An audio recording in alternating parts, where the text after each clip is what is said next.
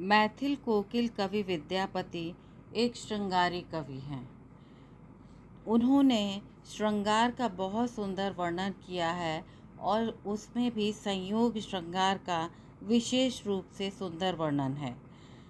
देखा जाता है कि आपने सर्वत्र नक्षिक वर्णन भी बेहद खूबसूरती से प्रस्तुत किया है।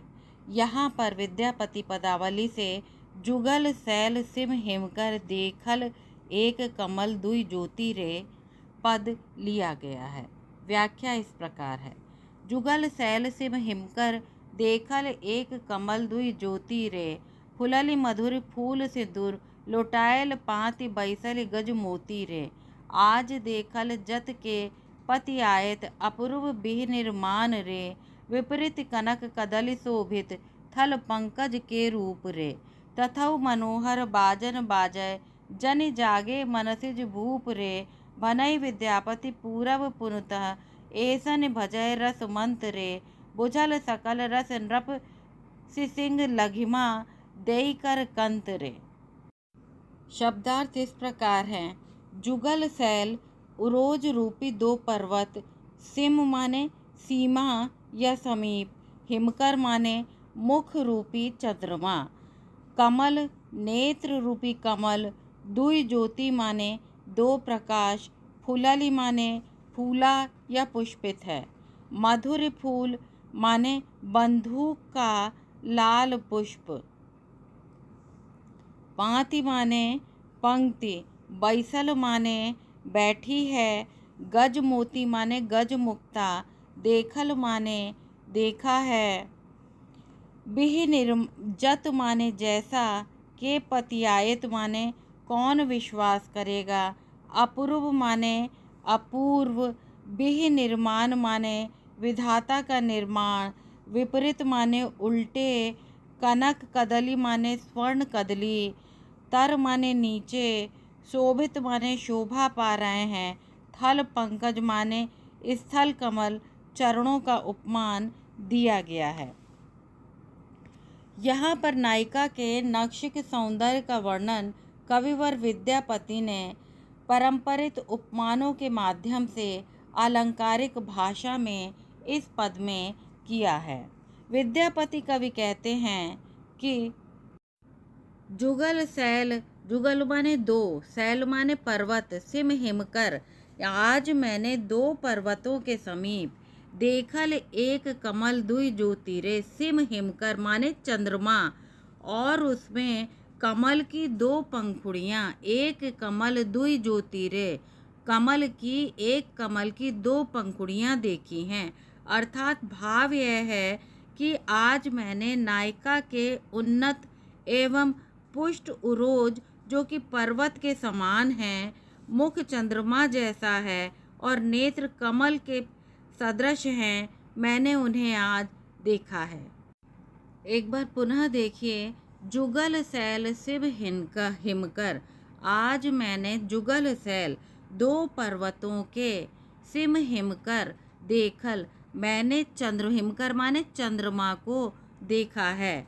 आज मैंने दो पर्वतों के, सिम माने समीप, एक चंद्रमा को देखा है और उसमें एक कमल दुई ज्योति रे और उसमें एक कमल की दो पंखुड़ियाँ मुझे स्पष्ट रूप से दृष्टिगोचर हुई हैं। अर्थात भाव यह है कि नायिका के उन्नत एवं पुष्ट उरोज पर्वत के समान है, मुख चंद्रमा जैसा है और नेत्र कमल के समान प्रतीत हो रहे हैं। फुलली मधुर फूल सिंदूर लोटायल पाति बैसल गज मोती रे, नायिका की मांग में भरा लाल सिंदूर बंदूक के फूल जैसा है, यानी फुलली मधुर, बंदूक के मधुर फूल जैसा है सिंदूर जो उसने मांग में भर रखा है। पाति बैसल गज मोती रे, लाल पुष्प जैसा जो सिंदूर है जो भरा हुआ उसकी मांग में है और उस पर गज मुक्ताओं की पंक्ति यानी मांग में मांग टीका के रूप में सुशोभित हो रही है। कहने का तात्पर्य है कि उसके बालों के बीच में लाल बंदूक के पुष्प के समान सिंदूर शोभायमान हो रहा है और पांति बैसल गज मोती रे, और वहाँ पर विराजमान है गज मुक्ताओं की सुंदर श्वेत माला विद्यमान है, यानी मांग टीका के रूप में विद्यमान है। आज देखल जत के पतियायत अपरूप बिह निर्माण रे। आज मैंने उस नायिका का जो अपूर्व सौंदर्य देखा है, उस पर भला कौन विश्वास करेगा। बिह माने निर्माण रे, उस अपूर्व सौंदर्य पर भला कौन विश्वास करेगा। विपरीत कनक कदली शोभित थल पंकज के रूप रे। विपरीत कनक कदली यानी विपरीत माने उल्टे हुए स्वर्ण, कनक माने स्वर्ण, कदली माने स्तंभ जैसी नायिका की पुष्ट सुंदर जंघाएं हैं। शोभित थल पंकज के रूप रे, जिसके नीचे स्थल कमल जैसे सुकुमार दो चरण शोभा, कमल जैसे चरण शोभा पा रहे हैं। फिर से देखिए, विपरीत कनक कदल शोभित थल यानी विपरीत स्वर्ण कदली स्तंभ जैसी नायिका की पुष्ट जंघाएं हैं, जिसके नीचे दो कमल जैसे चरण शोभायमान हो रहे हैं। तथौ मनोहर बाजन बाजय जनि जागे मनसिज भूप रे, और उसके अंदर मनोहर माने सुंदर बजने वाले नूपुर बंधे हुए हैं। जब वो बजते हैं तो उसकी मधुर आवाज़ को सुनकर ऐसा लगता है जैसे कामदेव रूपी राजा को कोई बाजे बजाकर जगा रहा है। यानी फिर से देखें, तथौ मनोहर बाजन बाजय, यानी उसके पैरों में जो नूपुर बंधे हुए हैं, पहने हुए हैं, जब वो बजते हैं, जनि जागे मनसिज भूपरे, जनि माने मानो, जगाए जा रहे हैं कामदेव रूपी राजा, यानी कामदेव रूपी राजा को उन वाद्य यंत्रों यानी उसके पैर में जो घुंघरू बंधे हुए हैं उसके बजने से उन्हें जगाया जा रहा है।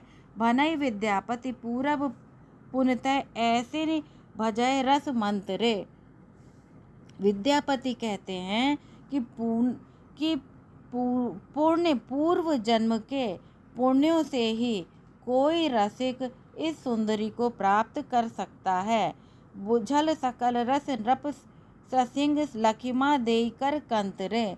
मेरे आश्रयदाता राजा शिव सिंह, जो कि लक्ष्मणा देवी के पति हैं और इस समस्त रस को जानने समझने वाले रसिक हैं।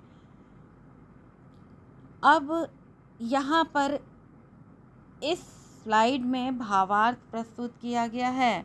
इसके पश्चात भी विशेष है जो इस प्रकार है। पहली पंक्ति में रूपकातिशयोक्ति अलंकार है क्योंकि केवल उपमानों का उल्लेख है।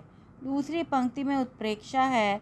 विपरीत कनक कदली के रूप में इस पंक्ति में रूपकातिशयोक्ति है। इसके अतिरिक्त कई अलंकार हैं। श्रृंगार रस है, माधुर्य गुण है, नक्षिक चित्रण है, मैथिली भाषा है, संगीतात्मकता है और कोमल कांत पदावली का प्रयोग है।